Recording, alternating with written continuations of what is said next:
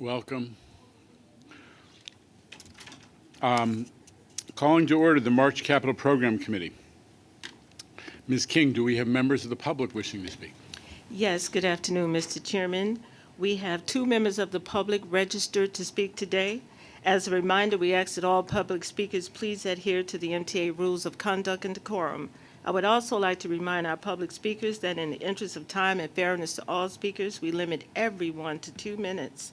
Please be aware there will be a warning beep to remind you that you have 30 seconds to conclude your remarks. The first speaker will be Jason Anthony. Following him will be Charlton D'Souza. Hello again, Jano. Here again, speaking this time regarding accessibility. As everybody know, Grand Central Madison has been opening for almost a month now, but we need accessible stations. East New York is one of them. Since I'm a Brooklynite, East New York is desperate to need at least an elevator or a ramp. Broadway Junction is getting an elevator soon enough. Flushing Avenue on the M and J is getting their elevators being replaced. Some stations need some elevators or ramps. Some people don't like when stations need some kind of accessibility, but it's a federal law because some people depend on them. But some systems, like the Washington Metro or the urban train in my beloved Puerto Rico, is 100% ADA accessible. But Jano, it is time that my beloved Metropolitan Transportation Authority, better known as the MTA, gets ahead of those times. So Jamie, let's install those elevators or ramps, shall we? I'll see you guys in finance. Thank you. Our next speaker is Charlton D'Souza. Charlton D'Souza, president of Passengers United, and I agree with Jason's comments about Brooklyn. But also, the reason why at Passengers United we're only supporting congestion pricing on the bridges, bridges owned by the city, the free bridges, and not the tolling at 60th Street down below, is because we have stations like Hollis that are in bad condition, and we keep pleading with the MT to fix Hollis, fix East New York, fix Long Island City, fix Hunters Point Avenue. And, everyone's taking their own sweet time to get this stuff done. So when the MT has the groundbreaking ceremony and the ribbon cutting ceremony, and when I'm invited there, hopefully, then I'll support, the full congestion pricing. Because you cannot ask people to pay to go below 60th Street. We feel that's a form of discrimination. So that's that. Now, what I was going to say at the prior meeting, because my microphone was giving problems, is that all the advocates, we need a special place to be able to speak with MT management and submit comments. This way of rushing for 2 minutes at committee meetings, talking about service issues when we're not focused on issues in the board booklet. That is a problem. I've brought it up to MT management. I've said that we needed time to talk about, service disruptions, issues that are happening, and this goes for all the advocacy groups. So I'm hoping, Mr. Chairman, you'll incorporate that in some sort of feedback, and maybe you'll have a working group put together so we can focus on these things. And strategically, we're working smarter, not harder, and we're being proactive, not reactive. Thank you, guys. And appreciate it. Chair, that concludes the public comment session. Thank you, Ms. King. Copies of the February Capital Program Committee minutes have been distributed and are available on website. Changes or comments on the minutes? Mr. Albert. Thank you. On page 6, the third line from the top, it says some schedule concerns on both the 149th Street / Tremont Avenue and 8 Stations ADA package. That implies that 149th Street Tremont is both a station name and it's 2 different stations on 2 different lines, so it would be much better and much more readable if it's at 149th Street Grand Concourse 25 and Tremont on BD, something like that. Okay, we'll make that change. Thank you. They're connected, right? We do treat them as a single project because of their connectivity. Yeah, okay. All right, very good. With that adjustment, clarifying adjustment, can I have a motion? Mr. Brinkman, a supportive motion. Mr. Glucksman, second. Any opposition or abstention? The minutes are approved. Changes to the work plan? Anybody? No? Mr. Chairman, we have one change to this work plan. We will be shifting the update on the Omni program previously scheduled for this month to next month's meeting. Okay. I guess I need a motion to approve that adjustment. Any second? Second. All in favor? The adjustments to the work plan is approved. Now let me turn it over to Mr. Torres Springer for the President's report. Thank you, Chair. Good afternoon, everyone. I'm excited. Today we're going to be giving you an update on our newly created Railroads Business Unit here at the MTA and the ways that we are actively applying the lessons that we learned from recent mega projects, including third track completion on Long Island, to the extensive portfolio of investments that we're making throughout the Long Island and the Metro North networks. The investments that have been made that have been supporting improvements to service that we've certainly seen over the last month. Just a couple quick updates before we get to that.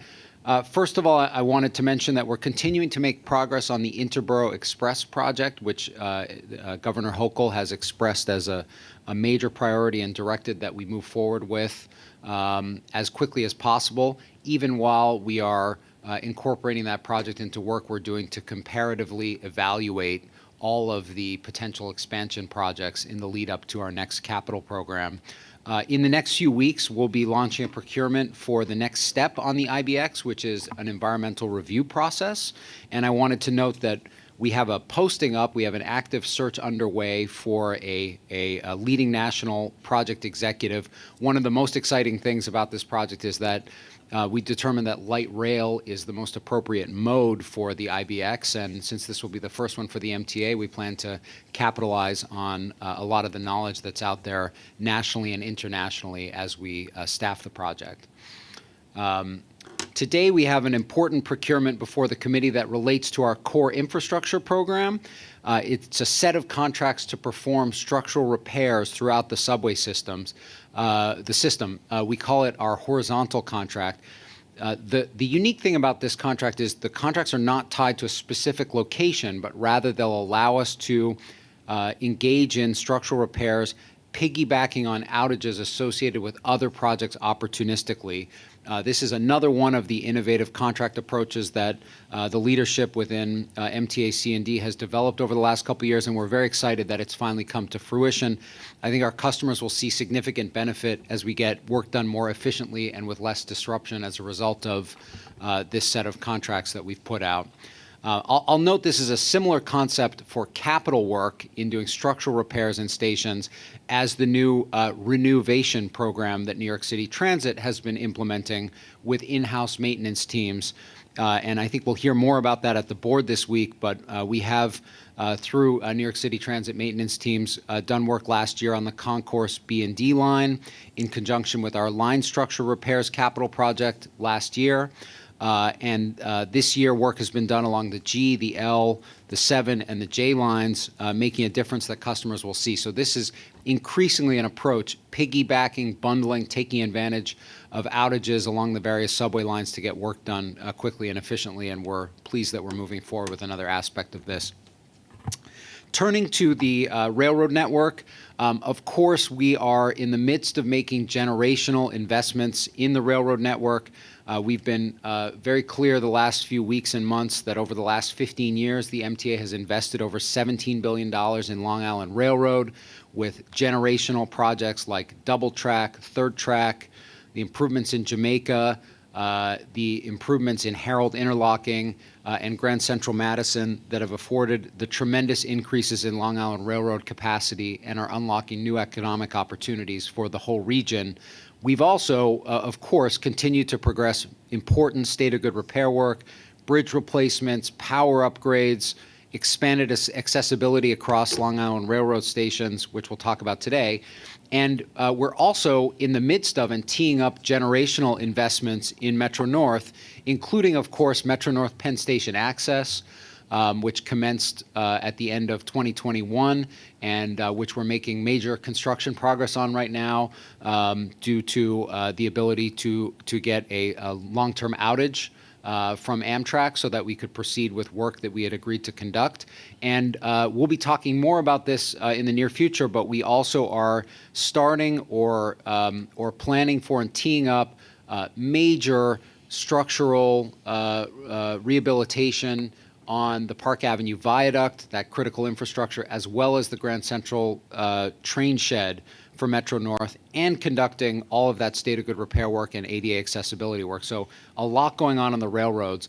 And today I'd like to introduce the leader of one of our signature Long Island Railroad projects, the Third Track project, Anthony Tufano, who led that project, who will be leading a new integrated railroads business unit and will bring many of the lessons learned from Third Track to other major infrastructure projects across both of the railroads.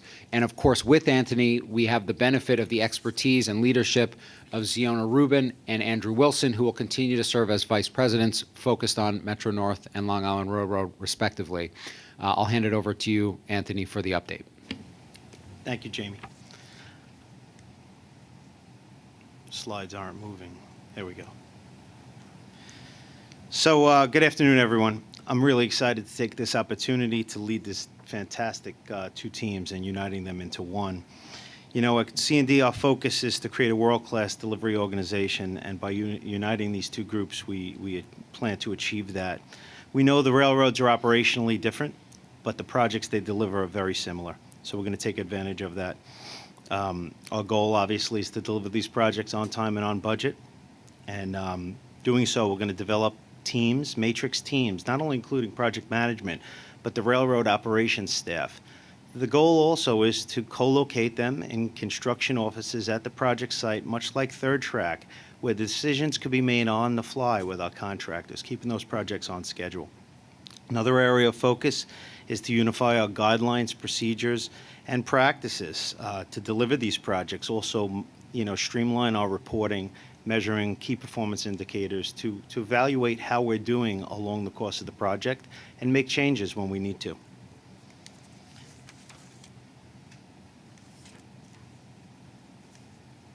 Some of the things I learned on Third Track I'd like to bring over to the business units, and really working on Third Track through procurement, working closely with the pre-qualified teams, we learned a lot. We learned their innovation. We saw what was the best group to handle the risk, and we really massaged the contract through that procurement process, getting the best value with the contractor we awarded, and that contractor happened to change the entire approach to the job, changing the alignment, and it was something we received and we were able to deliver. The other thing we did was bundle projects, and you're going to hear about that when I update ADA later. We're bundling 9 stations there. On Third Track, we bundled 50 different projects in one. And it helped us really advance the project through outages. We really maximized the efficiency during those outages, and we performed a tremendous amount of work when we shut down the railroad. The other thing that we did there, which was really different for me running projects for a while, was completely changing the way we deal with the community. The community was part of our project. I mean, we were building that project in their backyard. We let them know where we were every step of the way. We eliminated the surprises. They knew when we were working at night, knew when we were going to make noise. We opened the door to them. We met with the electeds, the civic associations, and it's something we really have to bring forward across the team. because it was a tremendous success. We were able to mitigate all of the complaints because they were really minor. They knew what was coming. So that's something I'd really like to bring forward across the board on the capital program projects. Moving on to some statistics, Long Island Railroad, we're working on 143 active projects spanning multiple capital programs valued at $5 billion. It's a lot of work. Last year, we achieved substantial completions on $189 million, 26 projects, and we also committed an additional $684 million of capital projects.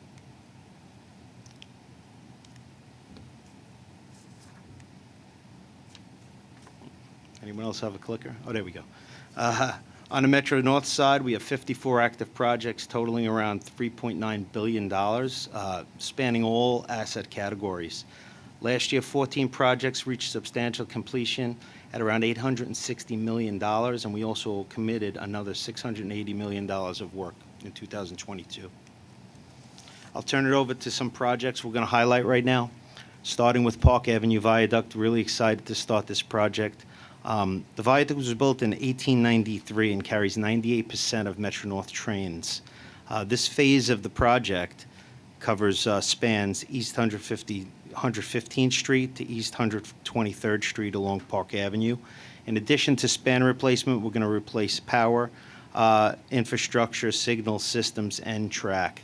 During the procurement of this project, much like Third Track, we worked closely with the contracting teams. We offered unprecedented outages, which were invasive.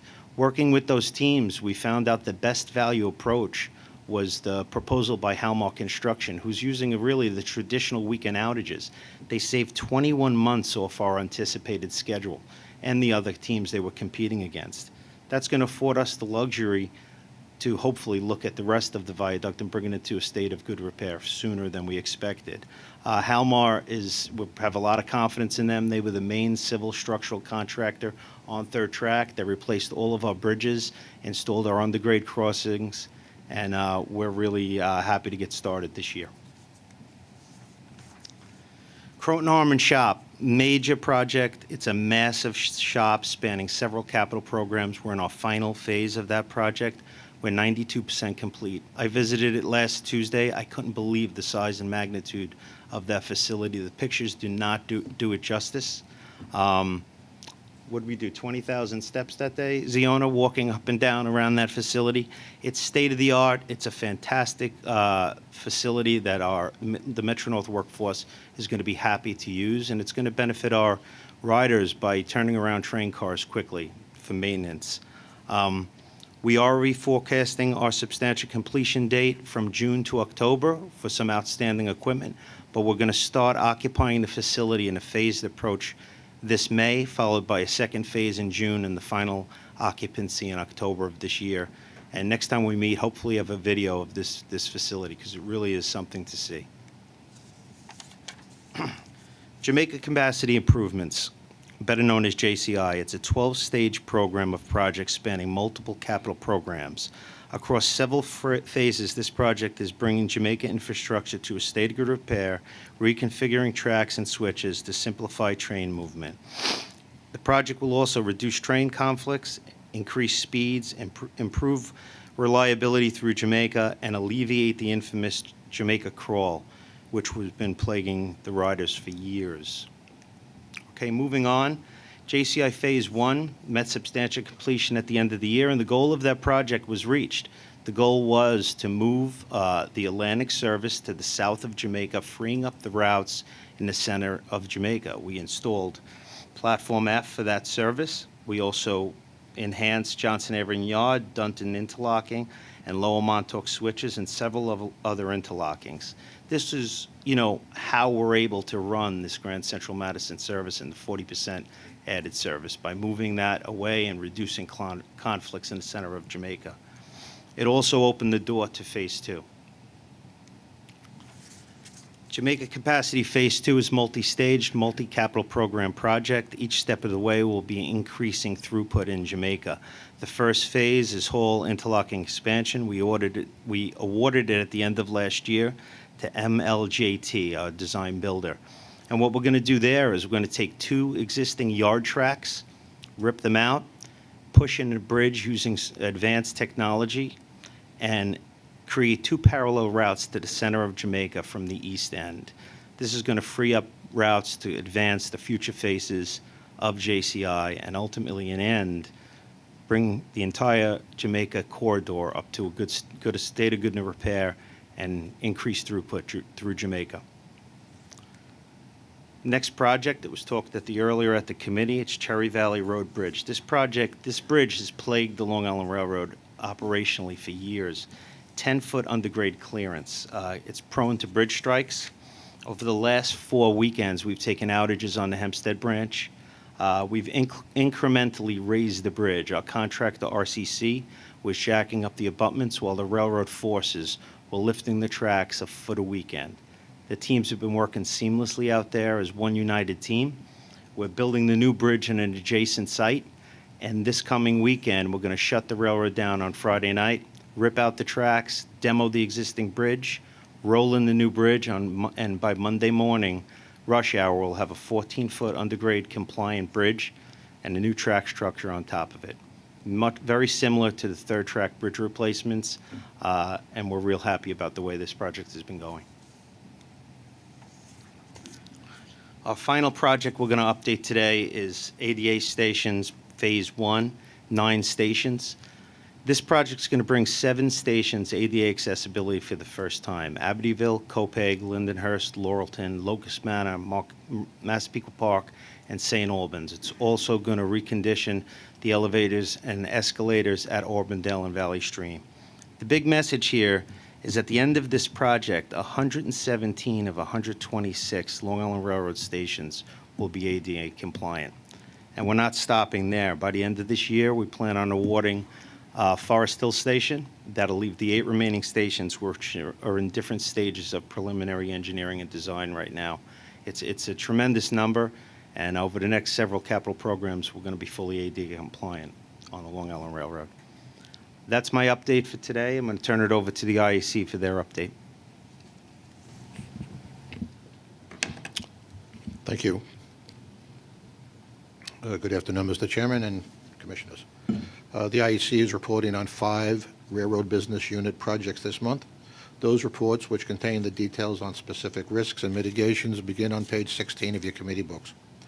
Also important to note is that our cost analyses show that all 5 projects are within their prescribed budgeted amounts. Good job. The first project, the Park Avenue Viaduct project, involves the phased replacement of Metro-North's elevated track structure between the 115th and 123rd Streets, as mentioned by Anthony. The design builder Halmar is using an innovative installation technique in replacing the viaduct spans. The plan reduces anticipated project schedule by 21 months, saving both time and money and returning the full railroad structure to service and making it possible to advance follow-on phases sooner, thereby reducing customer impacts and neighborhood disruption. Even though it's still early in the project, lessons learned from the Long Island Railroad Third Track and Atlantic Avenue Viaduct projects are being incorporated into this project, and the project team has been effectively managing the design builder in their application of best practices.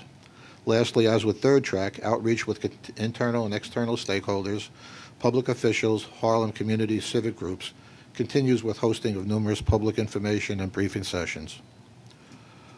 On Jamaica capacity phases 1 and 2, there are key projects that address the Long Island Railroad throughput, system flexibility, state of good repair, and overall customer experience. JCI Phase 1 was essential in meeting the Grand Central Madison opening day commitment. This project has achieved substantial completion, and the remaining work to complete the project closeout is dependent upon real estate acquisitions as well as force account and track outage availability. JCI Phase 2 Hall interlocking expansion, the first of many projects in this phase, was awarded in December of 2022.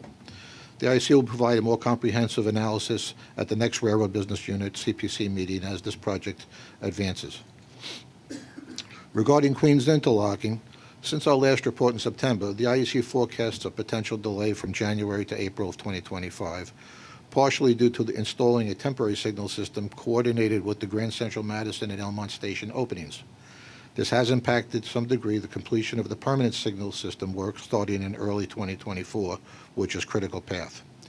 The IEC believes there are opportunities for schedule recovery through resequencing activities which precede the testing and commissioning work. Regarding Metro North's Harmon Shop, as just reported by C&D, substantial completion of the last phase of Harmon Shop is now moved from April to October of 2023.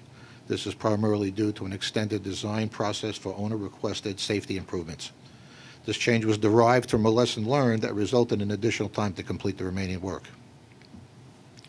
In order to minimize the impact of the delay in opening the facility, C&D has implemented a three-phase approach to its occupancy, placing the first floor storage area in service in May, the second floor office space in July, and the first floor shop repair space in October. The IEC sees this phased approach as a prudent move, as it provides early benefit to certain shop work.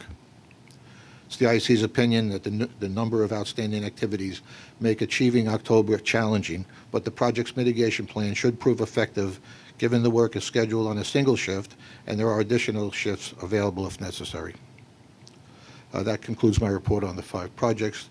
The traffic light report I just would mention is on page 6, starts on page 64 of your committee book. Thank you. Thank you, Mr. DeVito. And I just note that when I was the head of C&D, I never had heard Mr. DeVito say all projects are on budget. And again, I had East Side Access, as it was then called in those days. Questions or comments on Mr. Tufano's report or the IEC report? I'm just wondering if the Park Avenue Viaduct work will cause any service issues. Will certain trains have to be delayed or canceled or anything like that? The approach to the job, most of the invasive work is done over weekend outages, and it will not affect any of the mainline, rush hour traffic. And if I may, I just emphasize, because Anthony mentioned this in his presentation, but this was one of the big achievements of the best value procurement here, is that we asked the contractors to come back to us and be creative about minimizing outages, because it's 98% of Metro North's traffic. And the winning respondent was able to propose, as Anthony said, an approach that really did that really minimized the disruption. I'm just going to add on with this and say, this is frequently lost. This design build, it kind of gets lost in the sauce. The principal benefit is, there are 2 principal benefits. One is you have the outfit that's going to build doing a lot of the design, so there's less of the conflicts between the design, what the design was on paper, and what's buildable. That's the other. But the other benefit, which we saw in spades in Third Track, is that you use the procurement process to incentivize companies to come out with great ideas about how to make your project easier to build, cheaper, less disruptive to the community. One measure of that is how many outages they require and how they organize what they're going to get done in outages. That was the principal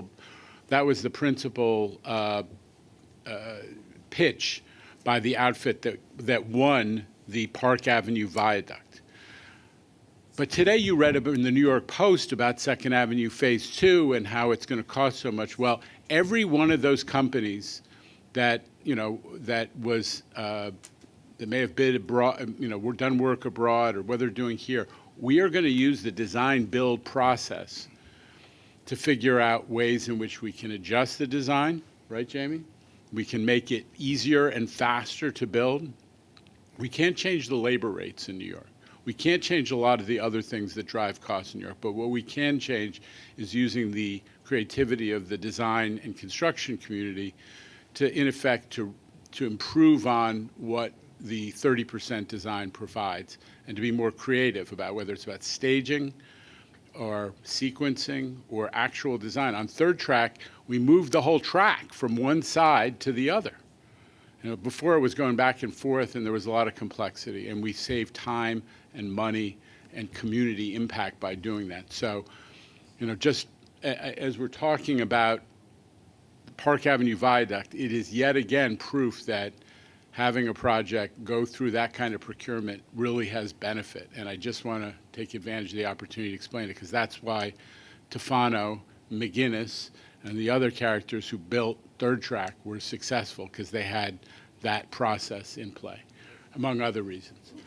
Mr. Glucksman.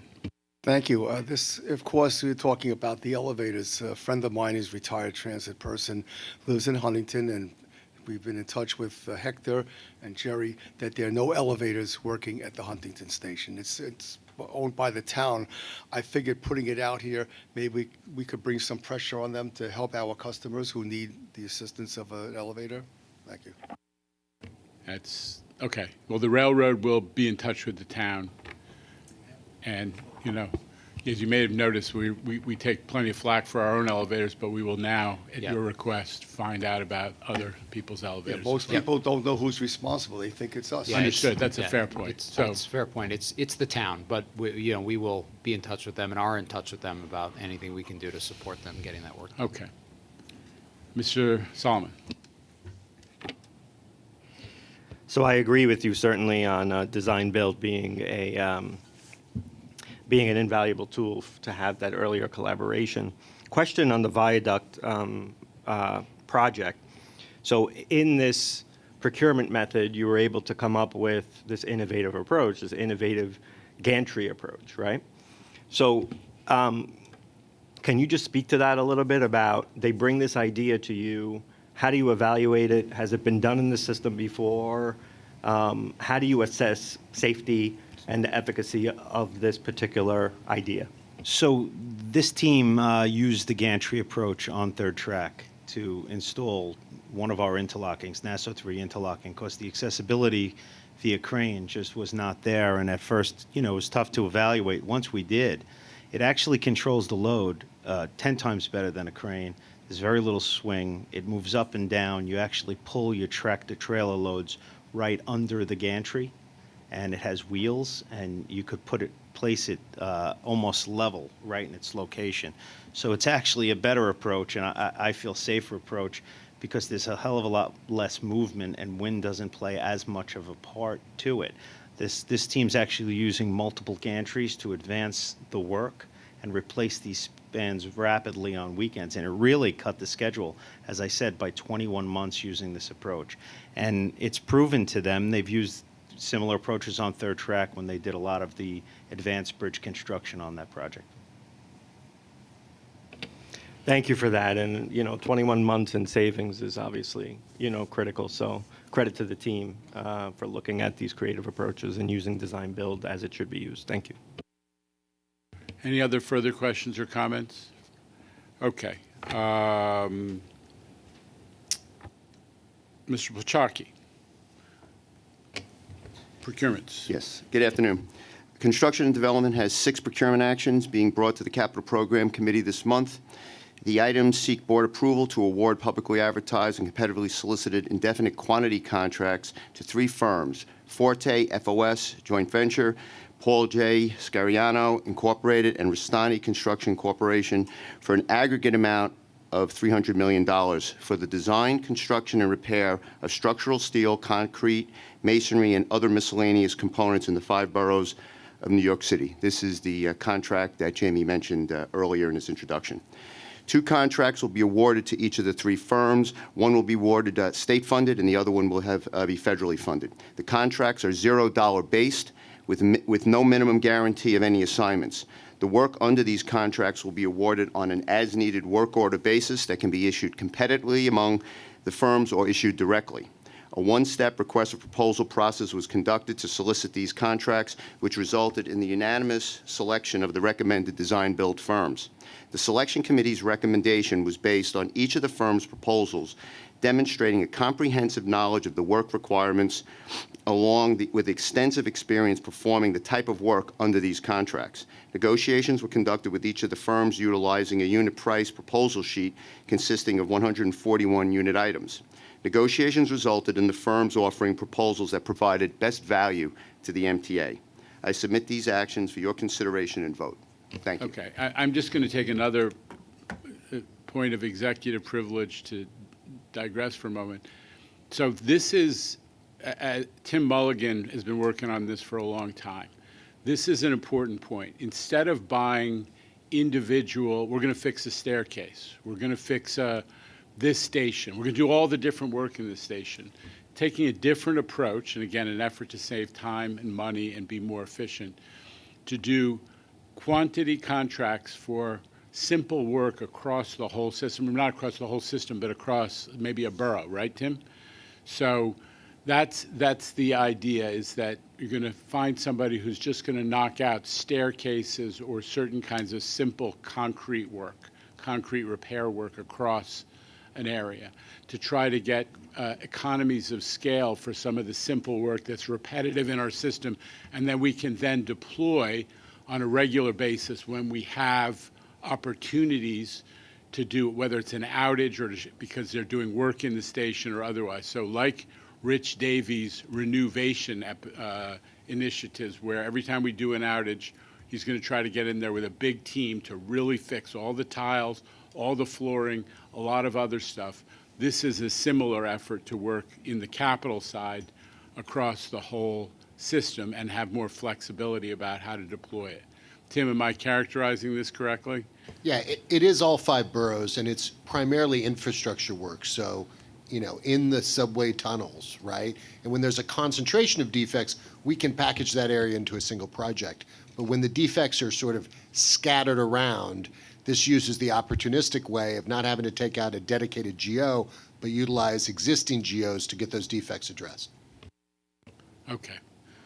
So again, this has been a long time coming, but it's a little bit of innovation. It sounds kind of obvious, but it's a little bit of innovation for the MTA to buy this kind of work across the system. There's a request on the floor for a motion. Mr. Glucksman, second is Mr. Bringaman. All in favor of the procurement? Any opposition or abstention? The motion, the item is approved. I think that concludes today's agenda. Thank you, everybody.